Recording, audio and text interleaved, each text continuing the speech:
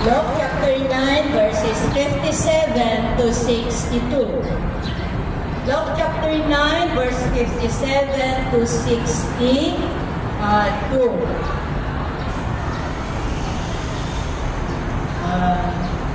Andyan na kayo? Okay. So, basahin po natin. As they were walking along the road, a man, he said to him, I will follow you wherever you go. Jesus replied, foxes have holes and birds of the air have nests, but the Son of Man has no place to lay his head. He said to another man, follow me. But the man replied, Lord, first let me go and bury my father. Jesus said to him, let the dead bury their own dead, but you go and proclaim the kingdom of God. In verse 16, still another said, I will follow you, Lord, but first let me go back and say goodbye to my family. The last verse 62, Jesus replied, no one who puts his hand to the plow and looks back is fit for service in the kingdom of God. Father God in heaven, hallowed be your name, O God. Maraming salamat, purihin ka, sambahin ka namin, O Diyos, at maraming salamat sa pakikiisa mo sa amin through the holy presence, through your holy presence, O Father God. Kami po'y patuloy na nagpapakumbaba sa iyong paanan. Kami po'y patuloy na sumasamba at sumasamo sa iyo, O Diyos. Oras na upang pakinggan po namin ang iyong mga salita, O Diyos. At naway patuloy kang kumilos sa amin pong mga puso. Buksan mo, Diyos, ang amin pong mga tayo spiritually, our heart spiritually, O Father God, nang sa ganun mga bawat isa po sa amin ay maunawaan at maintindihan po namin ang iyong mensahe sa araw na ito, Diyos. Kumilos po sa kalagitnaan po namin, Panginoon, at pangunahan po, Diyos, ang iyong mga salita. Maraming salamat. We praise you, we glorify your name, O God, in Jesus' name. Amen. So lahat po tayo umupo. So the title of our message for today is God's Invitation. The title of our message for today is God's Invitation. Ang imbitasyon ng ating Panginoong Diyos. Sa ating mundo na ginagalawan, mga kapatid, meron tayong tinatawag na iba't ibang klase ng imbitasyon. Di po ba? Andyan yung wedding invitation, andyan yung birthday invitation, andyan din yung Christmas invitation. At dahil katatapos lang ang politika, sigurado na may pabunar invitation yung mga nanalo. Di po ba? Kaya sa ngayon, yung mga nanalo talagang nagbibigay ng salamat dahil sa kanilang pagkapanalo. So the other side, meron din tayong tinatawag na Christian invitation. Ano ang mga tinatawag nating Christian's invitation, mga kapatid?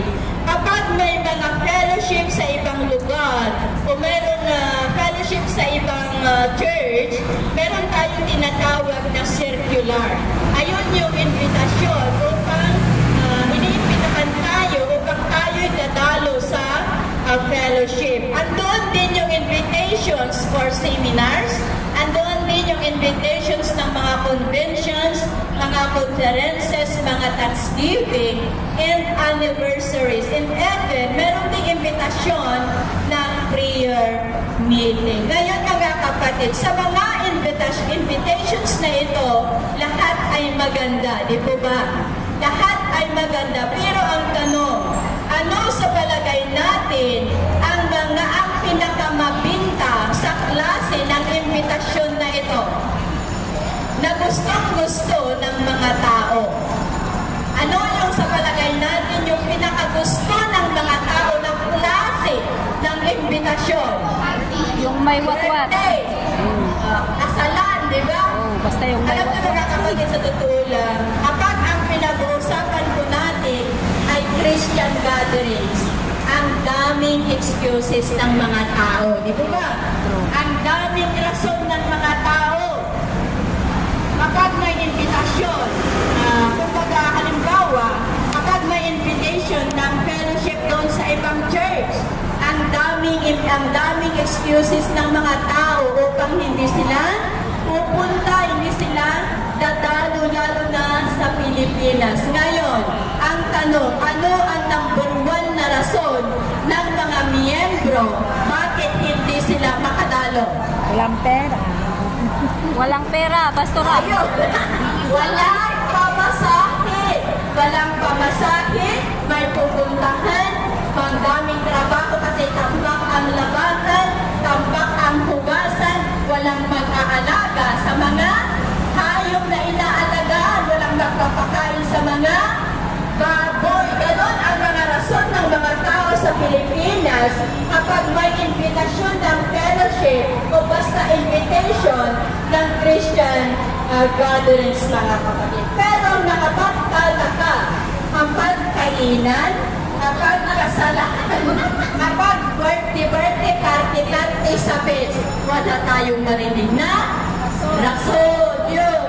Wala tayong marinig na excuses ng mga tao. Wala tayong marinig na, ay wala naman magbabantay. Wala tayong marinig na, wala naman akong pamasahe. Pero ano ang unang tanong nila? Kailan ang kasahan? Kailan ang birthday? Kailan ang party? Wala na yung kaninong sasakyan ang sasakyan natin. Wala tayong marinig na wala pera. Ano? Pera de los buenos naman kasi hindi naman lahat ng miyembro ay ganon. Meron ding masunurin na mga miyembro. Ganon ang tao. Ganon tayong mga tao pagdating sa mga Christian gatherings, Escuela de los Buenos. Amen? So, kung may worldly invitations, mga kapatid, at may Christian invitations din, meron din tayong tinatawag na spiritual invitation. Ito ay ang imbitasyon ng ating Panginoong Diyos. Amen? Imbitasyon ng ating Panginoong Diyos. Na ang imbitasyon ng Panginoon na ito ay mayroon pa rin magpahanggang ngayon. Hindi tumitigil, hindi na nagsasawa ang ating Panginoong Diyos na iniimbitahan tayo. Dahil gusto ng Panginoon na bawat isa po sa atin ay makainam, mapaganda, mapalapit ang relasyon natin sa ating Panginoong Diyos. Amen? Kaya hanggang ngayon, iniimbitahan niya tayo na lalapit sa Kanya. So, upang sa ganun kapag nagkaroon tayo ng relasyon sa ating Panginoong Diyos, makamtan po natin ang mga benepisyo ng pagiging anak ng Diyos. Ano ang unang benepisyo? Ito ay ang buhay na walang hanggan, na hindi natin makuha sa kahit sino. Pero ang buhay na walang hanggan ay sa Panginoon lang manggagaling. So sa araw na ito, alamin po natin ang mga imbitasyon na ini-o-offer ng ating Panginoong Diyos sa atin. Una, isa sa imbitasyon ng Panginoong Diyos is to receive Jesus and become a child of God. Amen? To receive Jesus and become a child of God. Ang tanong ko, lahat na po ba tayo na nandito ay tinanggap na po natin ang ating Panginoong Hesukristo na tagapagligtas at Panginoon ng ating mga buhay? Amen. That's good. So ito ang unang imbitasyon ng Panginoon sa atin. At hanggang ngayon, sabi ko nga kanina, ang imbitasyon na ito ay hindi pa rin tumitigil ang Panginoon. Andyan pa rin yung imbitasyon na magpapanggang ngayon. Nang sa ganon, lahat ng kanyang mga nilalang ay magiging anak niya. Amen? Sa John chapter 1 verse 12, in John chapter 1 verse 12, sabi niya dito, but to all who believed Him and accepted Him, He gave the right to become children of God. So binibigyan niya tayo ng karapatan maging anak niya kung tanggapin po natin siya at maniwala tayo sa Kanya. So to believe in His name, ibig sabihin ay tanggap po natin ang lahat na itinuturo ng Biblia tungkol kay Hesus Kristo. Tanggap po ba natin ang tinuturo ng Biblia tungkol kay Hesus Kristo? Amen. Na siya isinugo ng Diyos upang pagbayaran ang lahat ng ating mga kasalanan, who dwelt among us and died as the sacrificial substitute for the sin of mankind. Yan ay turo ng Biblia na katotohanan. So to believe in His name, pangalawa, to believe in His name, ibig sabihin, tayo ay naniniwala na si Jesus ay nagkatawang tao. Amen? Si Jesus ay nagkatawang tao at siya rin ang lumikha hanggang langit at lupa. To believe in His name, ibig sabihin na tayo ay totoong nakarelay o tayo'y umaasa sa Kanya for the salvation of our soul. Amen? So, it is only by believing in His name and accepting Him that gives us the right to become or to be called a child of God. So, ibig sabihin, maliwanag na kapag hindi po natin tanggapin ang ating Panginoong Jesucristo na tagapagligtas ng ating mga buhay at hindi po natin paniwalaan na si Jesus ay nagkatawang tao, ibig sabihin, hindi tayo matatawag na anak ng Diyos. Amen? Dahil ang mga tao na matawag lang na anak ng Diyos ay yung mga tumanggap sa Kanya bilang Panginoon sa Kanyang buhay at yung naniniwala na siya ang anak ng Diyos na isinugo ng Diyos upang pagbayaran ang ating mga kasalanan. So kaya ito yung napakaliwanag na sabi ng Biblia, imbitasyon ng Biblia na dapat po nating tanggapin ang ating Panginoong Jesucristo at ito'y malaking pribilegyo po sa atin upang tayo'y makabilang sa pamilya ng Diyos. Amen? Malaking pribilegyo na tanggapin po natin si Jesucristo upang tayo'y makabilang sa pamilya ng Diyos at may karapatan na tawagin tayo na we are a child of God. Amen. Ang sarap pakinggan, di ba? Ang sarap pakinggan na we are a child of God. So, ang invitasyon na ito, mga kapatid, ay nagpapakita at nagtuturo na hindi natin kayang iligtas ang ating sariling kaluluwa. Amen? Hindi natin kayang iligtas ang sarili nating buhay. Tanging si Jesus lamang ang makapagliligtas nito. Dahil sabi nga sa John 14:6, Jesus is the way, the truth, and the life, and no one comes to the Father except through Him. Kaya ang imbitasyon na ito ay para sa ating lahat. So to receive Jesus and to believe in His name ay bukas na imbitasyon ng Panginoon sa bawat isa. Noon, hanggang ngayon, God is still inviting us to come in Him whoever we are. Ang imbitasyon ng Panginoon ay wala siyang pinipili, okay? Dapat po natin maintindihan na kahit sino tayo, we are invited to be called as His daughter. So, pangalawa, na imbitasyon ng ating Panginoong Jesucristo, excuse me,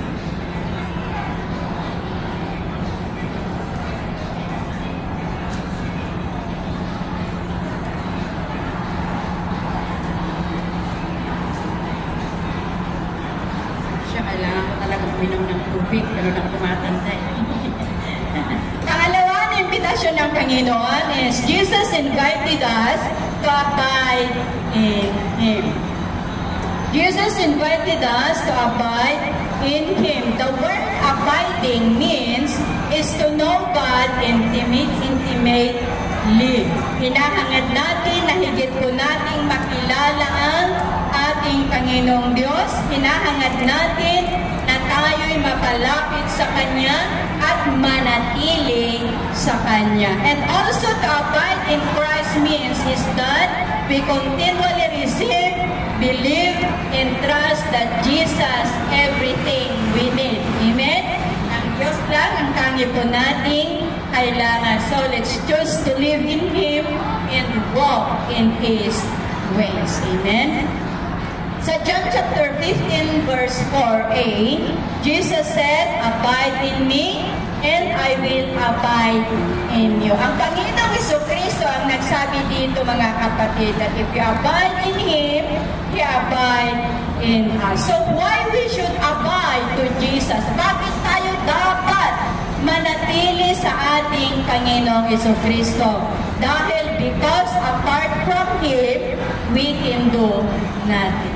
Wala tayong kayang gawin kung wala ang ating Panginoong Diyos. At wala tayong kayang gawin kung wala ang Panginoong Diyos na magturo, wala ang Panginoong Diyos na maggabay, wala ang Panginoong Diyos na siyang manguno sa atin. Kaya kailangan po natin na manatili sa ating Panginoong Jesucristo.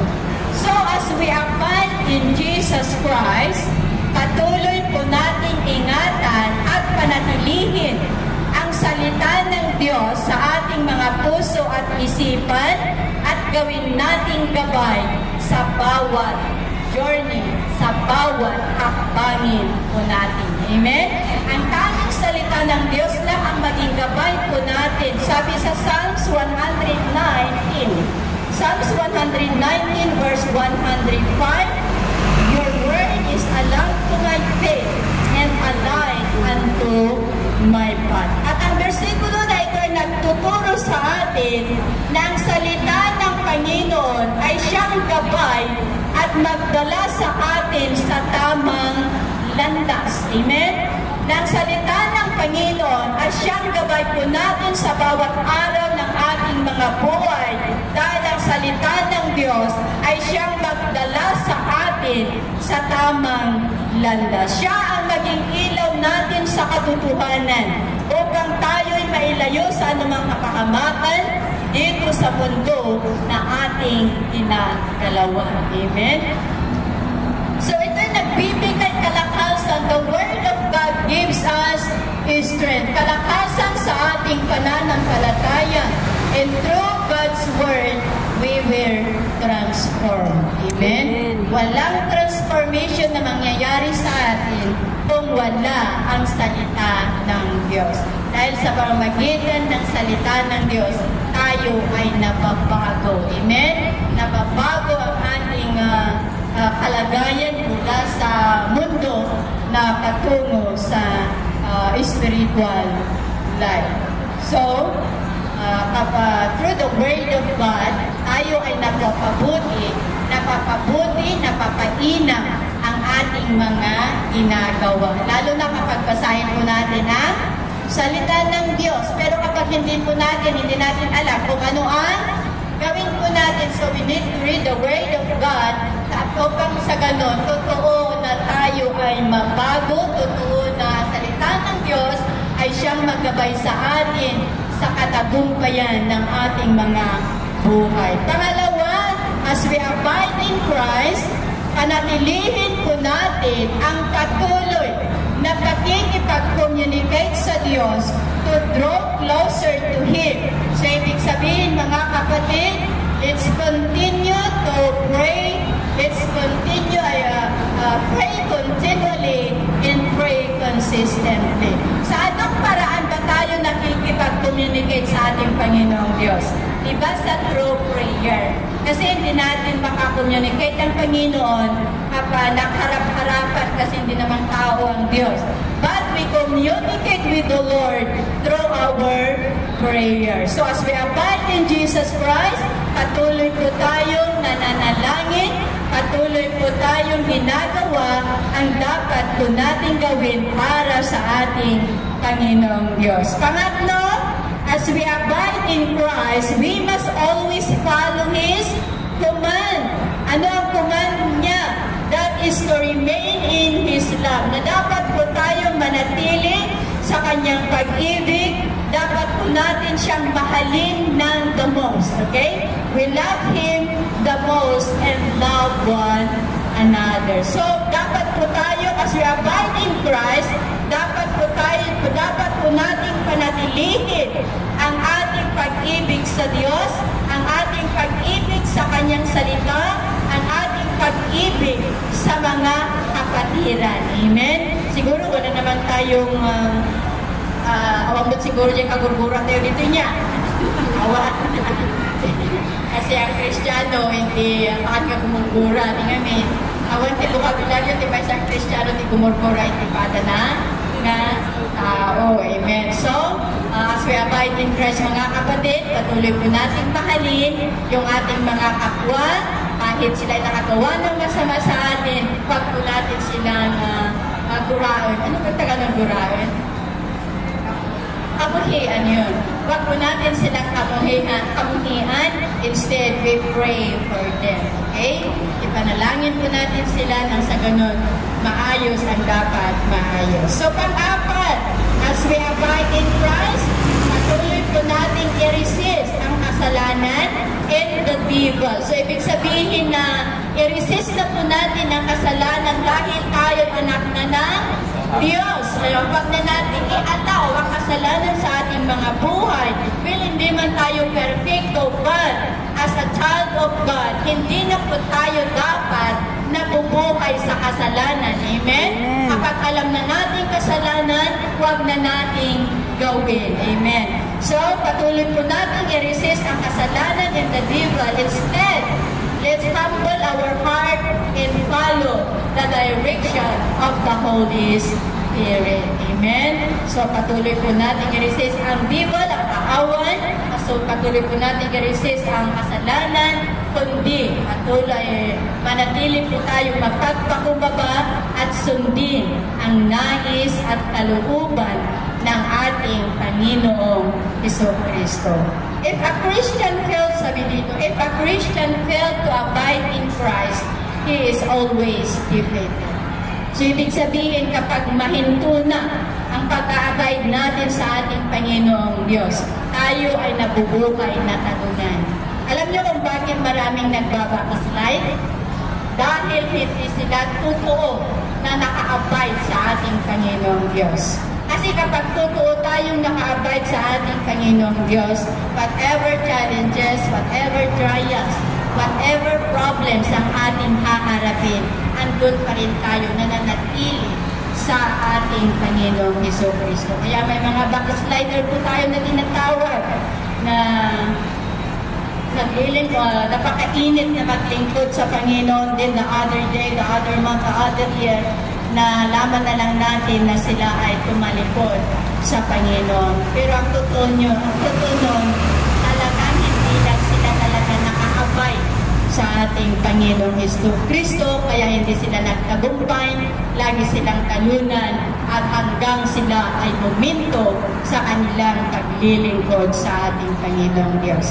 But if a Christian abide in Christ, God is also abide in them. Okay? So, ibig sabihin mga kapatid, na kapag tayo ay laging naka-abide sa Panginoon, ang Panginoon natin ay mag-a-abide din sa atin. So, ibig sabihin na kapag tayo ay patuloy na nanatili sa ating Panginoong Jesucristo, manatili rin siya sa atin, at hindi lang siya manatili sa atin, kundi may incomparable reward pa na ibibigay ng ating Panginoong Jesucristo. Amen? Kaya mga kapatid, let's continuously abide in Christ. Let's remain in Him moment by moment and day by day. Amen? So pangatlo, the last, ang huli na invitation ng ating Panginoong Jesucristo, God's invited us to follow Him. Amen? God's invited us to follow Him. Sa Mark chapter 8, verse 34, Then He called the crowd to Him, along with His disciples, and said, If anyone would come after me, he must deny himself and take His cross and follow me. Amen. So, in order to follow Christ, according sa binasa po natin na versikulo mga kapatid, upang masundan po natin ang ating Panginoon, upang makasunod po tayo sa ating Panginoong Diyos, meron po tayong dapat gawin. Kasi ang Panginoon, hindi siya tao na lalakad siya tapos susunod tayo. Hindi ganun ang ibig sabihin. So, for us to follow Christ, mga kapatid, if anyone would come after me, he must deny himself. Okay? He must deny himself. Ibig sabihin, to deny ourselves, ibig sabihin, mga kapatid, kailangan at dapat po nating talikuran ang ating makasariling pamamaraan at makasariling kagustuhan. Amen? So, our selfish way and our selfish desire. Dapat na po nating talikuran as we deny ourselves in front of God. So, in following Christ, hindi na po yung gusto natin ang nasusunod. Amen? Hindi na po yung gusto natin ang nasusunod, kundi ang nais na ng ating Panginoong Diyos at ang gusto na ng Diyos ang nasusunod sa ating mga buhay. So, like for example, kapag sa linggo ng umaga, mahirap bumangon, di po ba? Mahirap bumangon. Yung isip mo nag-aaway. Kasi yung sa kabila, sabi niya, bumangon ka na't magkayak na pupunta ka na sa simbahan. Yung kabila naman, sabi ng kabila naman, ang sarap matulog. Natulog ka? Nanay. So, ibig sabihin, kung ano ang sundin mo doon, dapat ang nais ng Diyos, ang sundin po natin as we want to follow Him. Dahil na kapag gusto natin sundan ang, if we want to follow Christ, hindi na po yung gusto natin ang dapat po nating sundin, kundi ang gusto ng ating Panginoong Diyos. Kaya imbes na matulog po tayo sa umaga ng linggo, bumangon at magkaya at punta sa gawain. That is the will of God. Amen?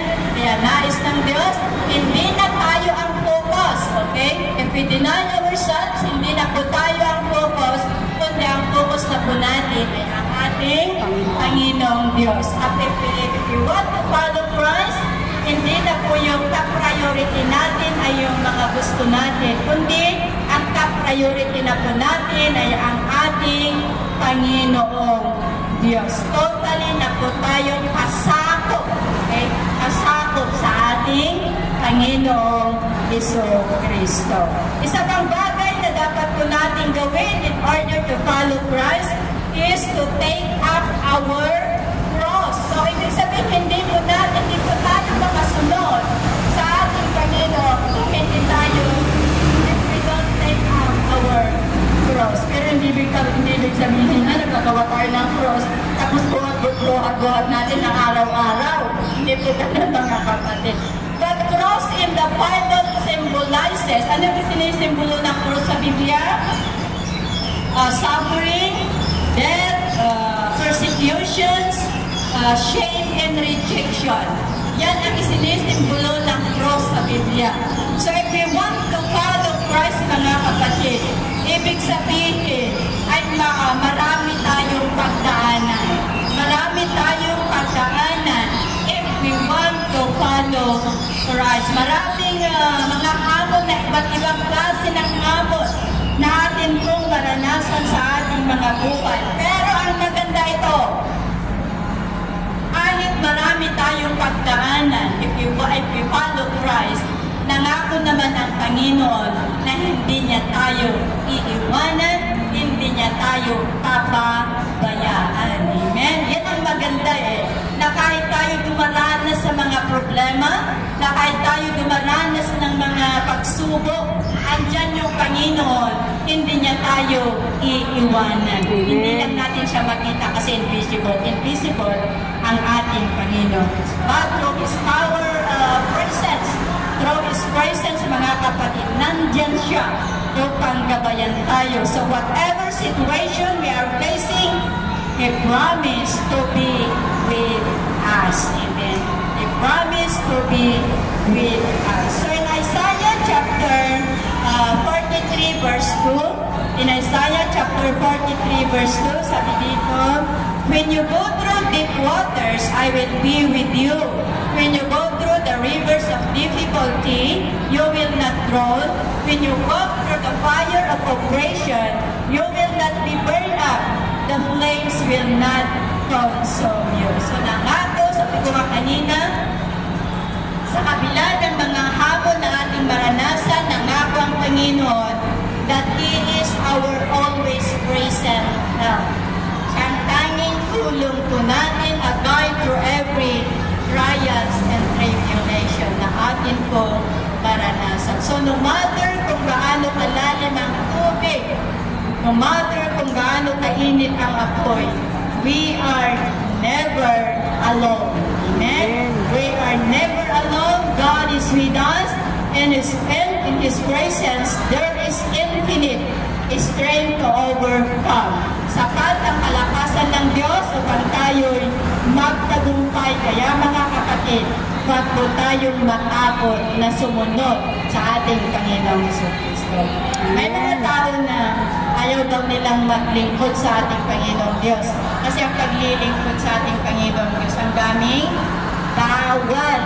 Sapat ang paglilingkod sa Diyos ay maraming bawal. Kaya maraming ayaw sumunod sa Diyos. Pero I encourage everyone na marami mang bawal sa buhay ng isang totoong mananampalataya, marami mang pagsubok ating maranasan, huwag po tayong matakot na sundin ang ating Panginoong Diyos, huwag po tayong matakot na sumunod sa Diyos dahil lagi siyang nandyan upang itaas tayo, upang gabayan tayo, upang i-redirect ang ating mga hakbangin nang sa ganon mapabuti ang ating mga kalagayan sa ating mga spiritual na buhay. Kaya mga kapatid, let's follow Christ, obey Him, and do His will in our lives. Amen? As